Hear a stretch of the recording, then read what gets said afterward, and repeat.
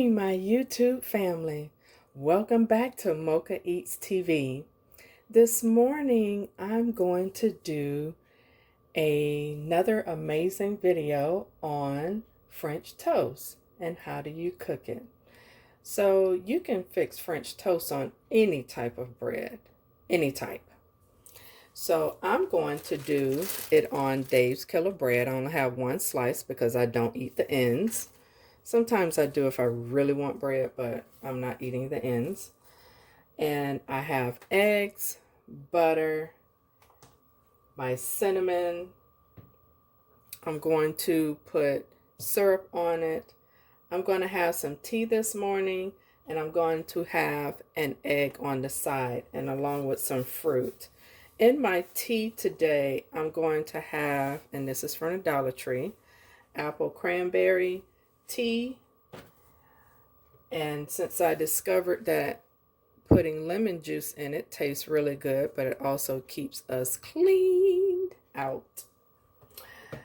And some honey instead of sugar. You can use sugar, but I'm just using honey.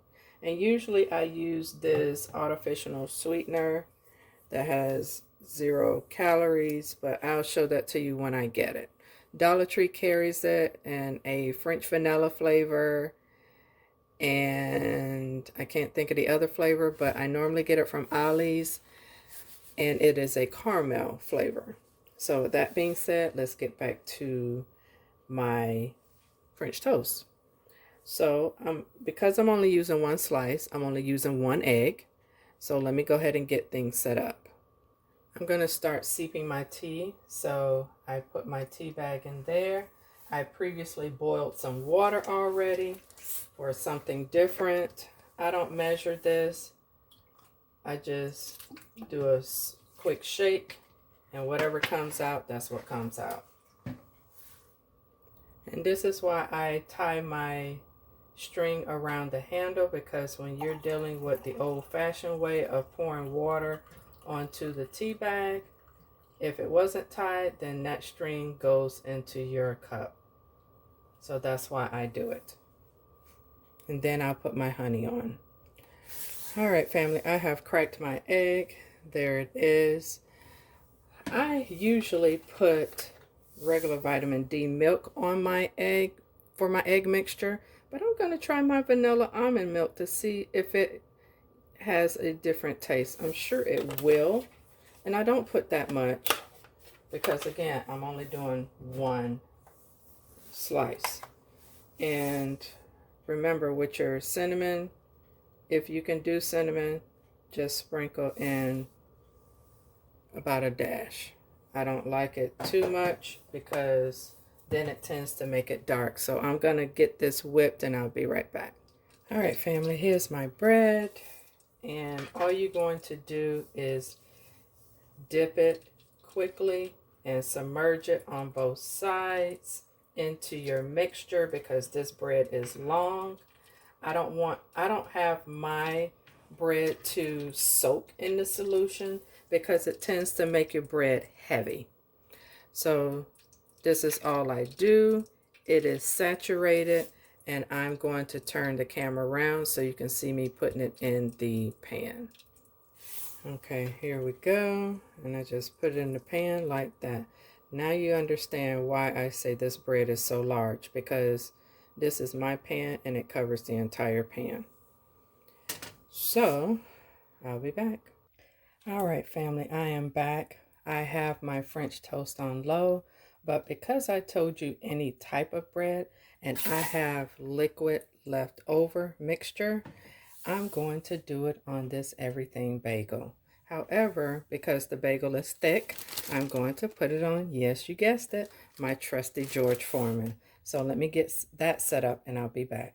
Okay, we do it the same way. That's why I always leave a utensil in there. And you see, that's what it looks like. And then the back won't really get that much, but it'll get enough. So it's already sprayed, and face down it goes. And I'm going to try to put the other one on the other side. So same way. And this time I try to let it soak up as much of the liquid as possible because, again, I don't like wasting anything. So let me give that a little bit more spray on this side. And there we have it. And we're going to slide it in there to make it fit. And like I told you guys, my George Foreman gets some serious use other than what it was originally made for, which is hamburgers. So, because the George Foreman cooks faster, my other French toast in the pan is already done. And yes, this is hot, so let me not do this. All right, I'm back. Now, since I have a little bit more mixture, yes, waste not, want not. So this is honey wheat. I'm sorry, whole wheat. That got a lot of mixture. So because of that, let me get another slice of bread. You can tell because it's heavy. I don't like heavy French toast. So what I do in that respect is take another slice of bread and put it adjacent to it. Take my fork or whatever I'm using and just smash it like that to where the other slice soaks in the mixture. And you can feel it coming through because I feel it coming through. So now you just made another slice. And so the edges wasn't coated. So into the pan it goes. So now you have the rest of this. It's only a little bit, and that's all you need for that piece. Another thing, family, to clean my grill, I always clean it when it's hot because it cleans faster. So again, I told you my grill is used very much so.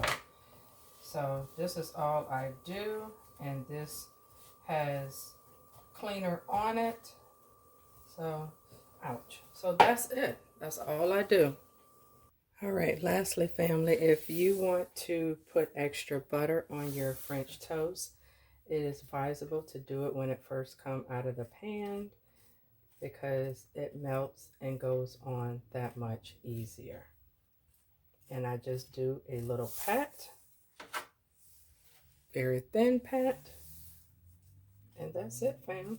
You can put more, or you don't have to put any at all because it is cooked in the butter. So if you like my content, please hit the subscribe button. Hit the bell notification to where you'll never miss another one of my videos. But this will conclude my French toast variations on different types of bread. So I will see you later. You take care, be safe, and be blessed. Bon appetit.